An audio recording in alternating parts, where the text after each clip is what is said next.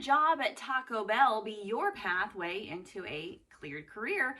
Hi, this is Lindy Kaiser with clearancejobs.com. One of the things I've noticed about covering the security clearance process over the past 10 plus years is the number of times security clearance terms get conflated with other terms. Key reason behind that is there is actually no such thing as a security clearance. The official term that we're talking about is eligibility to access classified information. We give it the common nickname security clearance. And again, security clearance can mean a lot of different things, whether it's going through airline security. People talk about security clearances in terms of facilities or access. When it comes to national security, those guidelines are born out of executive order and have specific policy terms. So again, an article that came my way talking about how you could get a security clearance working at the Pentagon's Taco Bell flagged how confusing this actually can be. As folks who have worked in the Pentagon know, it is home to a variety of fantastic fast food establishments. And you might think, hey, to work in that facility, maybe you would need a security clearance. But the reality is there are a number of positions that support the Pentagon, military installations and facilities, and other locations that don't actually require a security clearance. They require most likely some form of HSPD 12 CAC credentialing, so a common access card, a public trust position, again, so you're probably going through a drug test, you're going through some form of background investigation, but you're not actually getting a security clearance. Where this also becomes confusing is positions of public trust are not the same thing as a security clearance. So we have positions of public trust and we have security clearances which come in at the confidential, secret, and top secret level.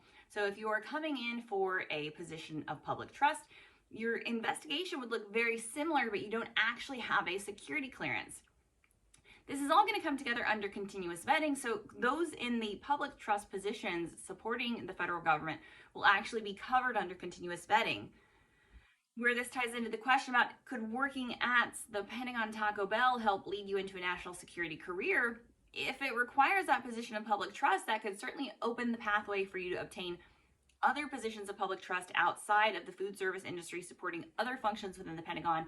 And then again, the transfer from that public trust into a secret position potentially also being easier. So I certainly think under continuous vetting, the clearance portability that we've been hoping for starts to become a reality. And yes, a person who is working in a fast food establishment in the Pentagon, if they've gone through that credentialing, would have an easier path into other national security careers. This definitely comes up with the military. We see that too. Not every service member obtains a security clearance, even though they have access and are on military facilities. So security clearances are really based on eligibility to access classified information. Now you do see food service workers, janitorial workers, folks working in a number of support staff positions within the intelligence community, national security, deployed overseas locations that do require a security clearance. Where that would come in is if their day-to-day job, especially for janitorial staff, is giving them access to facilities where they would see classified information, they have to be cleared at the level for the information they potentially would have access to or would be able to see. I'm always my mantra is overclassification happens at the document level, not at the person level. I want the most classified, vetted person in a position that as they can be.